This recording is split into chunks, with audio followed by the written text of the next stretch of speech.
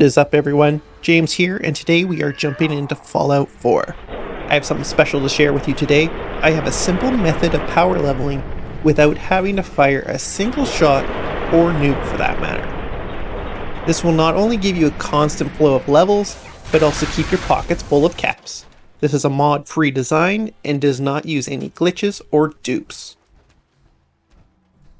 Regardless of your preference on settlements, this is something that only takes foundations to get started, and you can constantly add to it as your gameplay progresses. Don't be intimidated by the final scale of my build, as I will show you how to copy exactly what I have, as it only requires 3 foundations to get started. This design can be used with any of the medium-sized cages, but works best with the gunner cages, as they only require cap, steel, and copper to fix for the next round. I also have another video coming comparing the XP gains of all the cages and comparisons of the settlement defenses. A second option to the gunner cages early on would be the feral ghoul cages, but they tend to lack the loot to sell after. However, they still offer a good bump in XP and only require the mongrel dog meat, which is fairly common, along with the steel and copper. Now, if you're thinking this is just another gunner cage farm, you would be wrong. Most of those farms have the player using the fat boy or the big boy, but mini nukes are not that common early on. Even mid to late game, you won't find more than a couple from vendors at a time. Also, this method doesn't have you firing a single shot and doesn't have you fighting them melee style. So how do you power level without having to lift a finger? Keep watching and I'll give you all the details so you can add this to your next playthrough. Okay, first let's get started with the design and the best location for it. It won't be much of a surprise that I'm going with Starlight Drive-In, but we are also incorporating the existing structure for added style and functionality.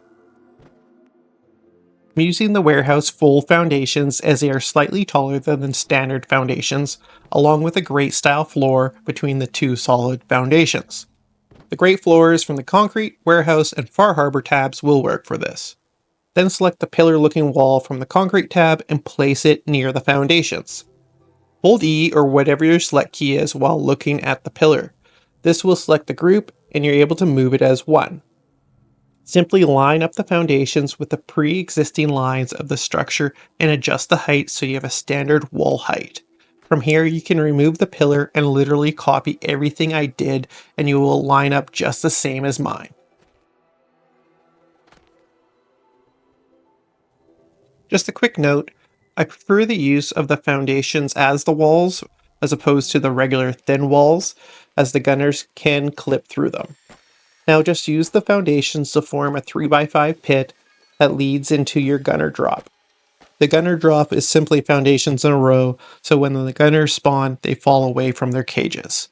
I went with 11 foundations long, giving me 24 cages in a row. You will need to add a walkway that leads from the drop to the pit. I originally only had a single foundation wide, which worked fine at the start, but as the cage count rose, you will see some congestion at the entrance to the pit. Having it 3 wide fixes these issues.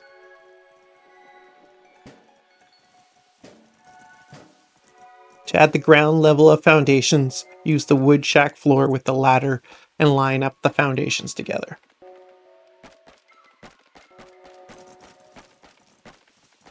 At the start, just add a single row for the gunner drop, as you'll be hard pressed to have the caps to fill it out early on. I'm also doing a new video on legit methods for generating caps, so subscribe so you don't miss out on that.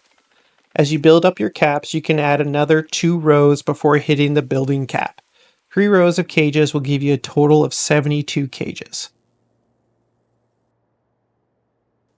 Now if you want to go bigger, then the building cap can be increased by dropping items on the ground and then scrapping them while in the workshop mode. For my build, I added a second level, growing the cage count to 144. 144 gunner drop was enough for me, but I could have added another level if I really wanted to. If you haven't realized yet, this design requires you to bait the gunners to the pit. Before I added the second level, I simply walked down the side of the rows and pulled aggro and back to the pit.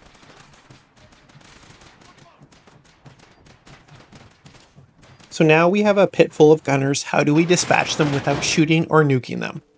Well, if you come far enough to unlock the Starlight Drive-In, then you have just about or already captured the castle with Preston. About 3 days after taking the castle, you'll get a new settler called Ronnie Shaw, and she'll give you a quest called Old Guns. When completed, this unlocks artillery for your settlements, and this will be our new secret weapon. Now, the wiki claims that you can't fire artillery on friendly settlements. However, this is not entirely accurate. If you have the radio station tuned in that provides you with the status updates, then yes, it's accurate. However, if you don't listen to the radio while throwing the flare, you get a different outcome. You'll see the message in the top saying that you can't fire on the friendly settlement, but they'll decide to fire anyways. Artillery flares are free and pack a punch if you max out the demolition perk. In fact, you don't see them shine until you get the 3rd rank of demolition, which increases the blast radius. To further increase the damage, you will want to max out the Bloody Mess perk. The flares also seem to have a max throw distance, so having a marker to throw from will get you similar results.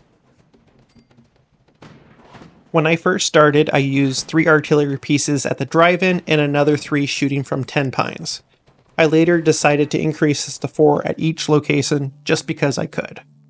I don't suggest having any other settlers at the drive-in aside from the ones manning the artillery. Everyone else seems to try and join in on the fight and eventually become collateral damage. For this reason, Strongback perk leveled up to 3rd rank is good to have. Not having merchants there will mean you have to fast travel to sell off everything, but with the Strongback perk, you can still fast travel while being encumbered. On this playthrough, I started with the Idiot Savant perk and only had 2 points in intelligence until I was around a level 100. I also wanted to test the 3rd level of Idiot Savant perk, as I've seen many people say that it's broken. With only 2 points in intelligence, I should have around 10% chance for Idiot Savant to trigger. As you can see, Idiot Savant is triggering just fine with the use of the artillery.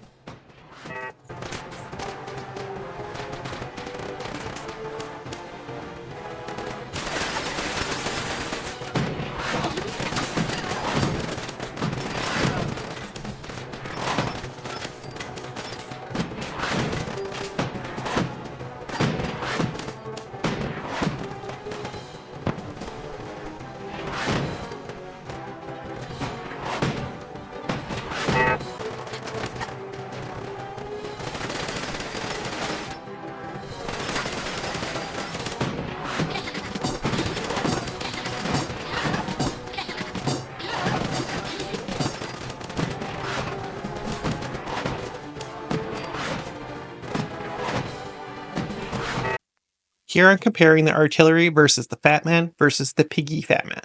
For this test, I do not have the Heavy Gunner perk, which does boost the Fat Man's. What I did was bait the gunners into position, trigger my Idiot Savant perk by placing shelves, pop a Berry Mentat, and save the game. I didn't have any Squirrel Stew at this time. This way I had the exact same sample and just reloaded the game for each test. As you can see, they all performed about the same, netting about the same experience in the end.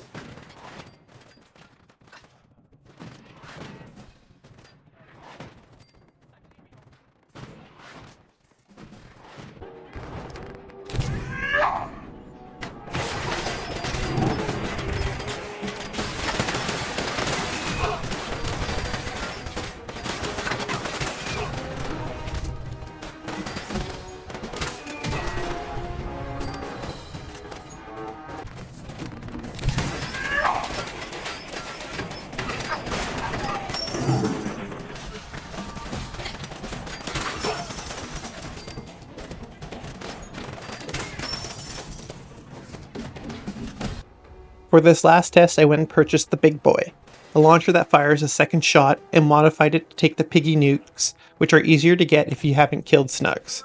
I also maxed out the Heavy Gunner perk, which doubles the damage, so one shot with this launcher was equivalent to 4 shots in the Fat Man test. Needless to say, this little piggy brought home the bacon.